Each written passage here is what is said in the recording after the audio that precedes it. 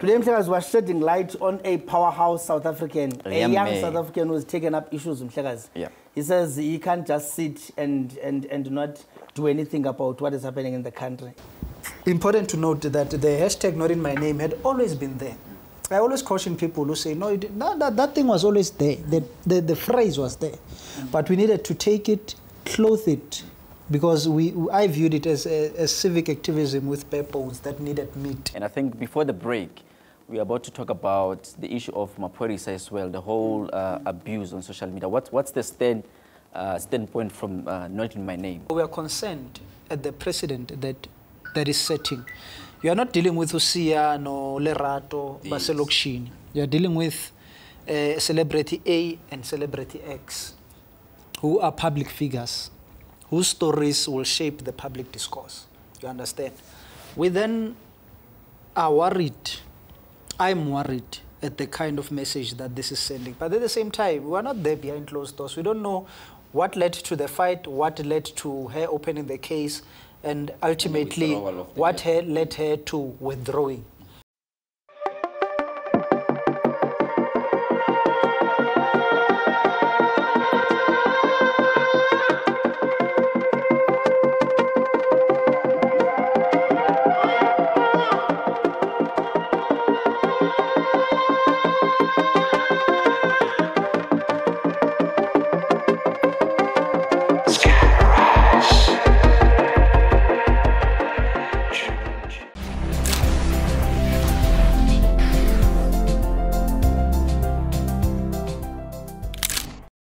Botani Betuna, and welcome to yet another installment of The Sheds. We are coming to you here. Mhlekazi Mol.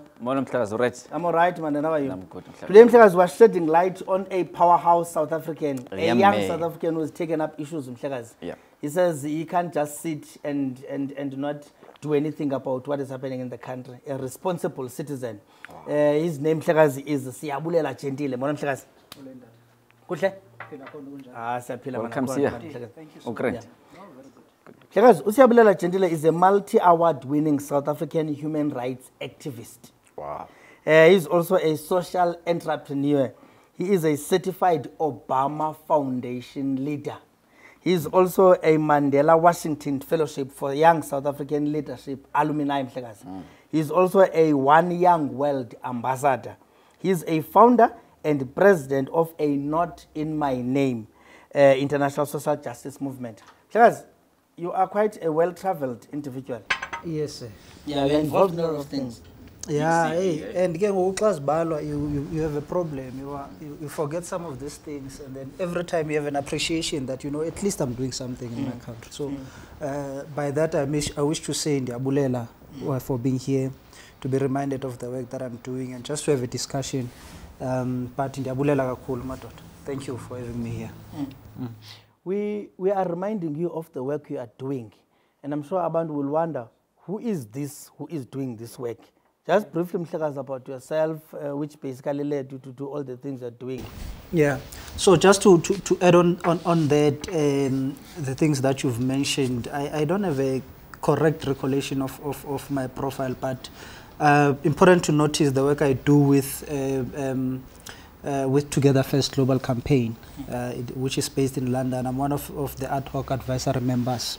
So what we do with Together First is with advising on climate change issues, social justice issues, and human rights issues in general. But Siyabulela Jentile, I was born in the northwest in a town called Klerksdorp, a township called Joburton. Matlosana municipality. Don't want to be Matlosana because there is this ANC councillor from Matlosana who's doing things that we do not approve of. So but I don't want to be associated with those people. We distance ourselves from a rapist or a guy who's sleeping with young boys. Perverts. That is why we are saying not in my name. Anyways, that's where I was born. But due to labor migration, my family moved from the Eastern Cape. Okay. So ndisuke Phondweni by origin. Utata ngwaseqala, umama ngwasemthatha, but later moved to Berkeley East. Utata they later moved from Eqhiba to Berkeley East. So ndizama ukuthi ke ndingumXhosa ndingutyhopho kaphatho watyaphakele xonga ndingumgcina nonkwindla umalamba entle uhelusha umxengo butsolo bentonga unhlonipho udlelanga ndizalwa ke emagcineni kwaJentile nguba umkhulu umthetho nomakhulu nowezile Jentile kulomama ke kwasono kwachachu kodubhane komahosi. So that is me, and everything else is secondary, because I believe that if you know who you are and where you come from, everything else is secondary. So I was born in Northwest, moved to Pretoria to study. So interestingly, my background is in engineering. I studied engineering in TUT, surveying, and then went into civil engineering. I worked for a civil engineering consulting firm for about 5 or 6 years. Then I went into social justice activism, human rights activism, also went into business and social entrepreneurship as well. Wow. That's quite a lot for a young man. I mean, you've accomplished a lot in a short space of time. Yeah. What is your key driving factor? I mean, you've just mentioned the pivot, and this leads me to want to know more about, just before, because I want us to dwell kakulu on your Not in My Name, but just before that, what is it that as a young South African is something that is a driving factor, which then introduces this passion that makes you a well-traveled human being who goes abroad and contribute? Yeah. So a few years ago, I was sitting in my office, right? So where I was responsible for stormwater drainage, water reticulation designs, and just general civil engineering consulting work as an assistant engineer. And I was listening on the radio, and I heard that a girl in Soweto had just been killed by a boyfriend. Was discovered that she had been killed. Her name was Karabo Mkwena. You know, and I was sitting I was drinking coffee like this, you know, and I thought to myself, maybe it's about time, because and then we criticize from the sidelines, we contribute to the political, social, moral, economic discourse from the sidelines. And then I thought to myself, I need to do something also as a South African, as a young South African. That's when I said, jokingly, I went onto my social media page and said, no man, but maybe it's about time that South African men start talking about these things. And I need to say that South African men were talking about those things. I was just not exposed to Zinto. But I thought that the discussion needed to go even further. And it was during that time that I met mentors and colleagues in the space, like Archbishop Kiasi and people who've been doing all this work. So I then said, I need to do something about this. So I went to mobilize my few followers, and everyone said, okay, let's do it. And then we had a very big mass demonstration in Pretoria, 20th of May 2017. I was still fully employed by then in the company I was working for. So after the march, then we needed to ask ourselves the question, well, what's going to happen next? Yeah. The what next question led to the formation of what was then known as Not in My Name South Africa. That was formed from the hashtag Not in My Name Men's March. Important to note that the hashtag Not in My Name had always been there. I always caution people who say, no, that thing was always there. The phrase was there. But we needed to take it, clothe it, because I viewed it as a civic activism with purpose that needed meat, and then that needed to be organized and pronounced, and then that's what we did. So after that, we decided that we needed a structure that will be formalized, that will mobilize resources, that will do actual work that is physical on the ground. Just to get in there, so just to get it clear, Sia. So you saw it not being enough just to have it as a hashtag. You literally made it to a point that it goes on the streets. It's something that people can demonstrate on. Of course. I mean, hashtags, campaigns, generally. Campaigns end. We're doing a campaign for you now. People will talk about something else in a day or two. Yes. That's why if there's one thing I'm not afraid of in South Africa, it's trending. For good or for bad. I know tomorrow people will talk about something else. The other day we'll talk about. So campaigns have got a short lifespan. So we need to have ways in which we can sustain these campaigns. Then that's when I said, no, let's convert this campaign into a registered, fully fledged civil rights group and lobby group. And then that's what Not In My Name does. And to date, if I can mention things we've done, millions liters of clean water delivered to the community of Hammanskraal. Hundreds of women have been supported in court, cases of gender-based violence.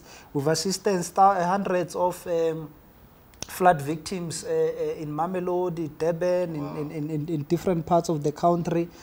We have done a lot of work on the ground. We've partnered with ShopRite SA, did this and that. Communities, Mamelodi, Atteridgeville, and Klerksdorp, Matlosana, have given people food. But the most important thing that we've done is that we've started a conversation that says South African men are not all evil and all bad. Yeah. So we then said we must mobilize all other men who are not doing all these things to say that we are not going to allow this to happen in our name. That's where Not In My Name came from. Just as a step back, you've just mentioned that South African men are not all evil. And I wanted to ask, what is it that you are saying? Because if you're saying not in my name, there is something that you're saying must not happen in my name. And I understand in my name as a reference to yourself as a man. Yes. And what is it that you sit down and say, this will not happen in my name as a man? Abuse and killing of women and children, femicide, gender-based violence, what that excuse of a man is doing in Matlosana, what Mapurisa did. So when we say not in my name, and my colleagues and I, the people I invited when I founded the organization, we had a debate around not in my name or not in our name.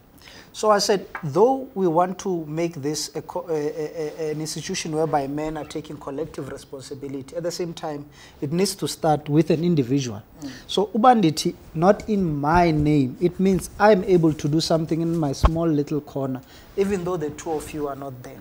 So when we say not in our name or not in my name, we mean that we are not going to allow human rights violation, the abuse of women and children, femicide, which is killing of intimate partner, this and that.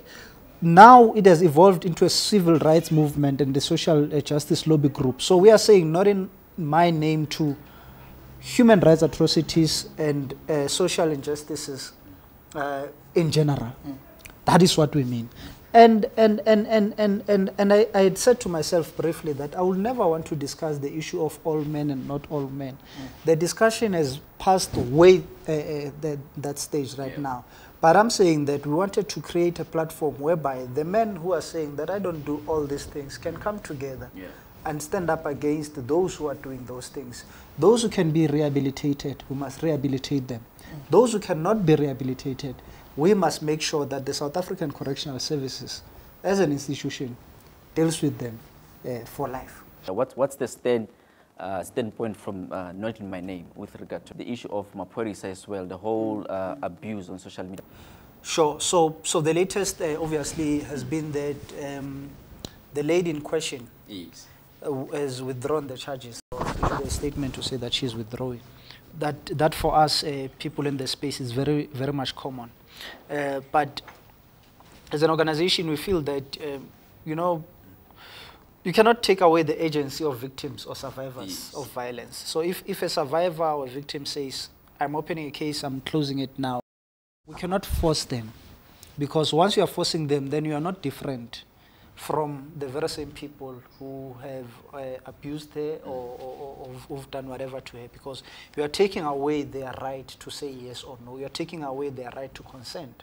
So we believe that violence against women and children, it's based on around the issues of consent, whether it's sexual violence, which is rape, because if you are raping someone, they will be saying no, and then you are forcing yourself onto them. So you are taking away their right to consent. So that's the first point I want to make, that we don't want to take away the agency of the victim. However, we are concerned at the precedent that is setting. You are not dealing with Usia, no Lerato, Baselokshini. You are dealing with celebrity A and celebrity X, who are public figures, whose stories will shape the public discourse. You understand? We then are worried.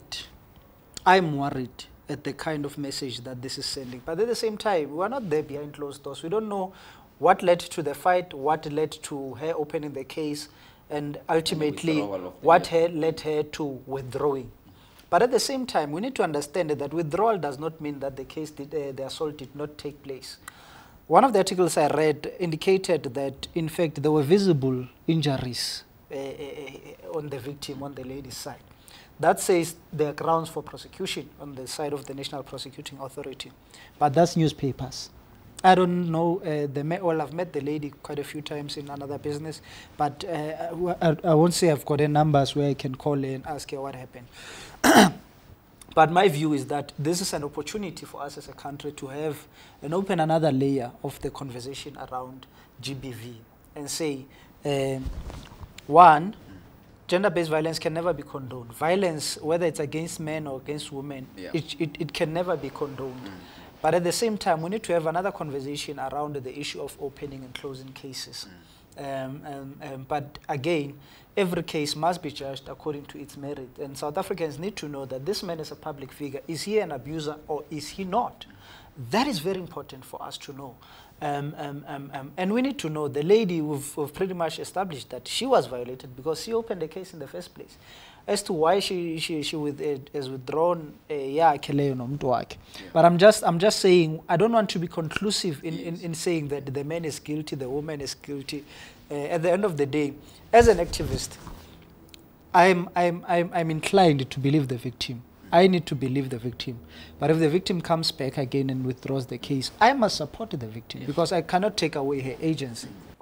Ngokwesintu mhlekazi kuthiwa abantu bayaxabana baphinde baxolelane. And there's no type of quarrel, no matter what has happened, is not worthy of sitting down, discuss and forgive one another and then move on as a united force, either as a family, as a couple, as friends, as everything. Now, we see it quite often that people lay charges, withdraw them. Sometimes because the family has intervened or a particular organization has intervened or friends have intervened. How do we strike the balance, especially when public figures are involved, of seeing a perpetual practice of opening and closing charges? Doesn't that then sort of dampen the spirit of fighting against GBV, against wrongdoing or any form of criminal element? How do we strike the balance? Are we saying abantu bangaxolelani xa uvule ityala or at what extent? Yeah. No, abantu mabaxolelane to whatever extent that they wish. You see, the unfortunate part, and we deal with this case almost every day. The unfortunate part with public figurism, if there's any word like this, with celebrityville, is that your life does not belong to you. So you walk out of this door, you cough. The fact that you are coughing somehow will be like, no man, this one has got COVID. Then someone is writing about you. So the day you become famous and a public figure, you become accountable to the public. That is the unfortunate part about it. You can't say people must live in Dabazako alone. No, in Dabazako is oxygen. There are people who are living out of Indabazako. You get the point. So to answer you on the issue of how do we draw the line between the two, unfortunately, there can never be a line that is drawn if you are a celebrity. Because and this is one of my concerns on this recent issue, is that if indeed the man is an abuser or has got anger issues, that if there's no condition for him to be rehabilitated, then it does not assist him. Then if he moves to the next relationship, if he gets angered, he's likely to hit that girl. So my fear with opening, withdrawing is that if it is not coupled with the condition to say seek assistance, rehabilitation of some sort, seek rehabilitation, then I let him to. It does not help you. It does not. It so does just not to come in, yes, Siya, and I think I want to follow with what Nyanis was said. How do we then have an honest discussion of GBV without blaming one gender against another one? The reason I'm saying this is because also there's this cancel culture, on social media as well, where you hear so-and-so, Nyaniso has slapped his wife, and he's a celebrity. And the first thing that comes to mind is that cancel him, if he's cancel his shows, don't attend his show, don't watch the show, how do we have those discussions, honest discussions, where it's not about men versus women, not about cancel culture, but we really come up with something? It's a very beautiful question, which I like. That cancel culture thing is nonsense, in my own opinion. And this is why I have a problem with this Twitter thing. You see, Twitter. It's toxic. Twitter people think that Twitter is South Africa or Twitter is the world. And if you check that, the percentage of that thing, I doubt it makes even 5% of the entire population. So people think that by virtue of them being Twitter celebrities or Twitter this and that, their opinion actually matters. And for me, that's where the problem is. And then people will be like, we're cancelling this one and this one on Twitter, and then they think that they've contributed positively to the discourse, and they've not. Which is why I personally, I don't like that app.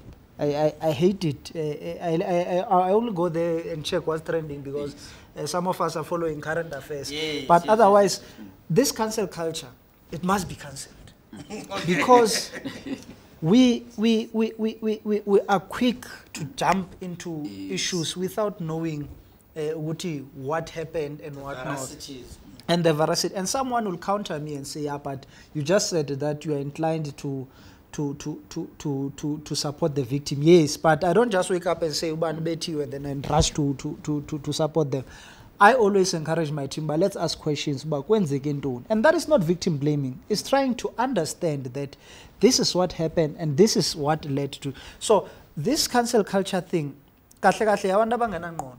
it's people who do not think, and it's people who must see psychologists and deal with their own issues. When I want to troll people, when you want to cancel people, you don't know. I saw another one of these people who are big on this Twitter. Said, no, we don't care what happened until we hear the whole story. We are believing this one.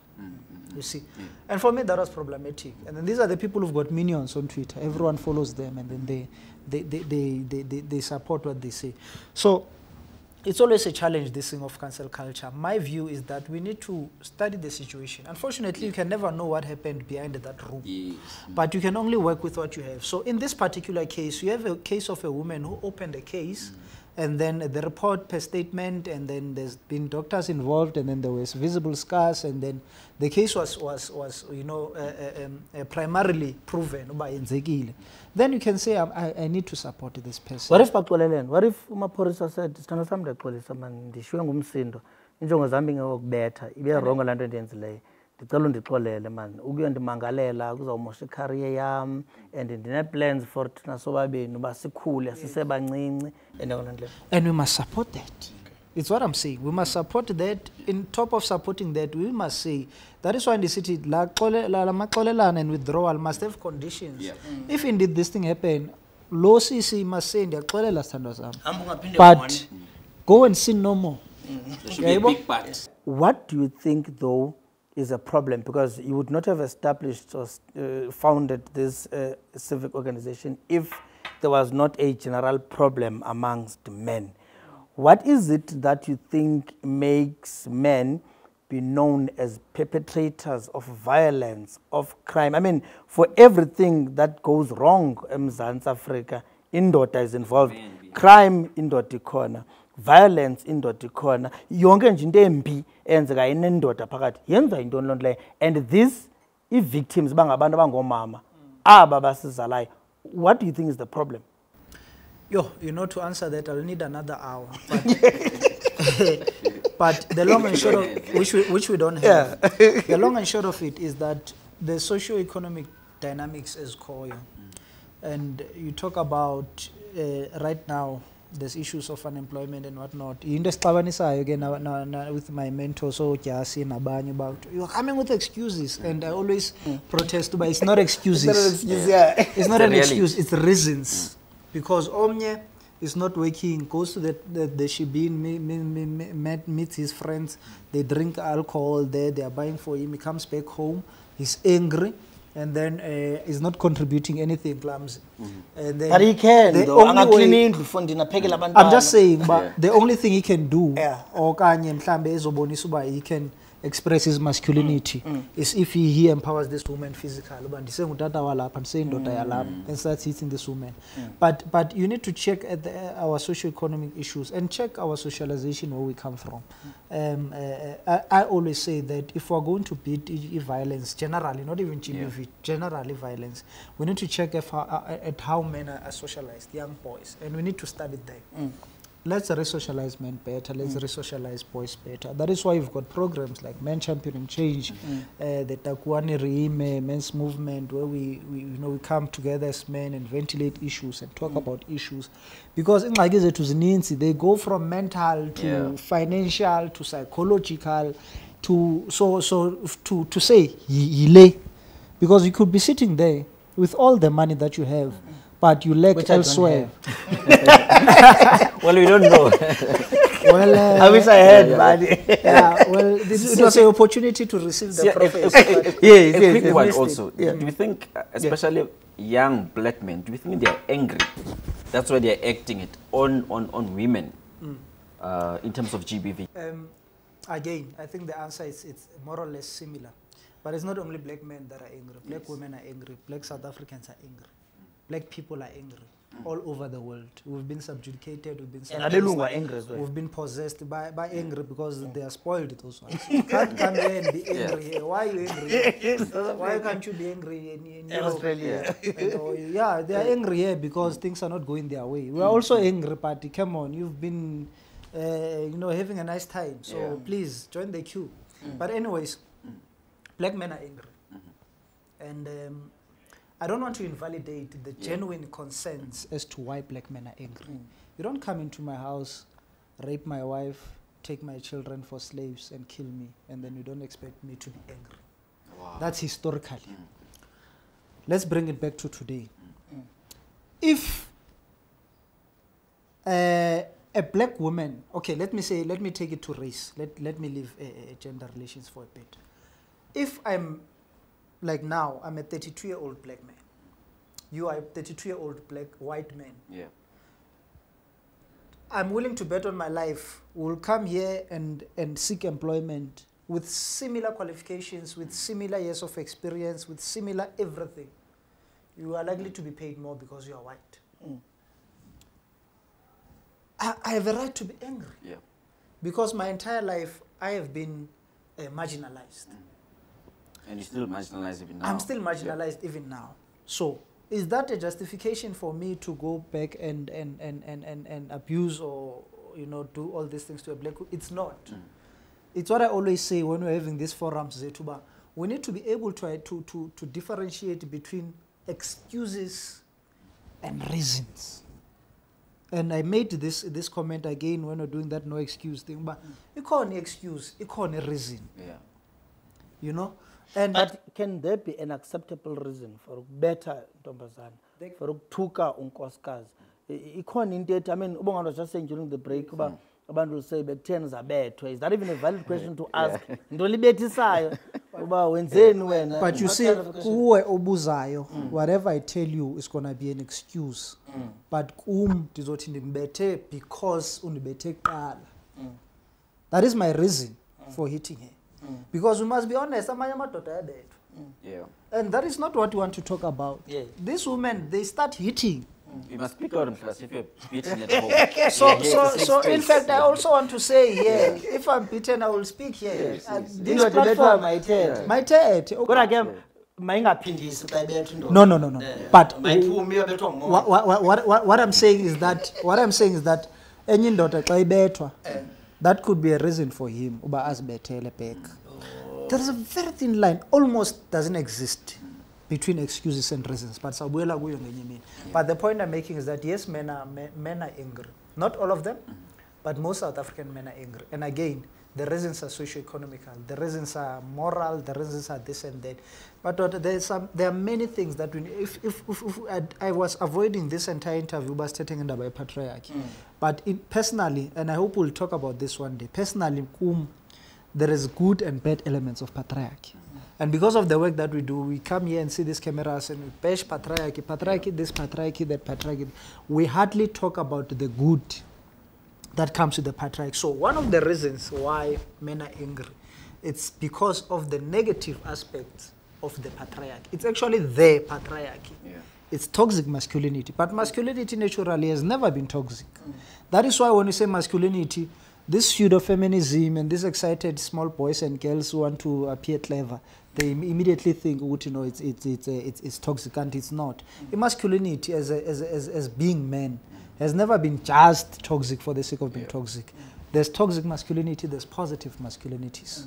So those are some of the dynamics. So men are angry because of many things. They are financial, they are social, they are mental, they are psychological. Abanye, they're angry because they grew up in angry environment where they were abused, where they were beaten, where they were not. Abanye, they were socialized that way because of things they saw in the communities. Abanye, by phone, the TV. Abanye, they were abused themselves. Abanye. So there's many reasons.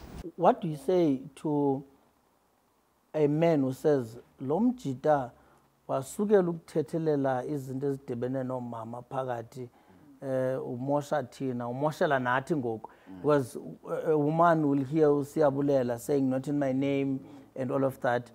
Do you get into from other men who say efondini asithengisa man ngondi explain into engawazi explain apha endlini kanti benimanyelwa mna bekuviwa mna?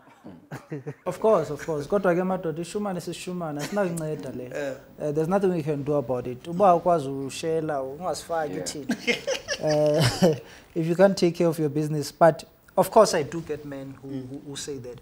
But let me tell you something very interesting actually. When we started this organization or doing this work, the backlash was from women more than men. Okay. Yes. Are you saying women were complaining why you are calling out men for perpetrating violence? Today, most of the people who are speaking against not in my name is women. What do they 6 years later. What do they say? What is their criticism? No, the criticism is that one, we are taking over their space. Secondly, we don't have lived experiences of being women. Is that only women or feminists? Women in general. I don't want to go that route because I don't know their views. Yeah. But most of them are feminists. By definition, I would want to consider myself as a feminist until I was called out. You are not a feminist because you've got this particular part of the body. But even that feminism was still debating. Is it based on lived experiences? Is it a social thing? But because I identify with women's struggle and whatnot. But I told myself, if you check now, most of my work, I've moved away just a little bit from issues of gender because there's too much drama.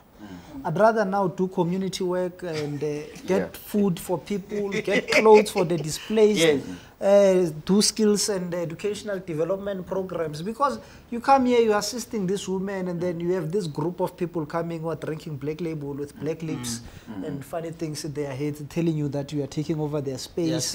You are a man, you don't have the lived experiences. You are building a profile. Ukhona famous kakhulu. Wathi ngenye imini ku Twitter naye akana ngqondo naye ngomunye speaker sakahlala. Oh, okay. I'll tell you off. Akana ngqondo somdizi. No, because angandithuka. Look at these ones. Your faves. Kuthiwa your faves. Oh, okay. Yani ndiyamazi. It's creating so ngamazi. Ngumxhosa naye. Let me give you a hint. Ngumxhosa. Baxhosa ke drama. Yeah, but no, it's building a profile. Okay. Using women's pain. Yabo.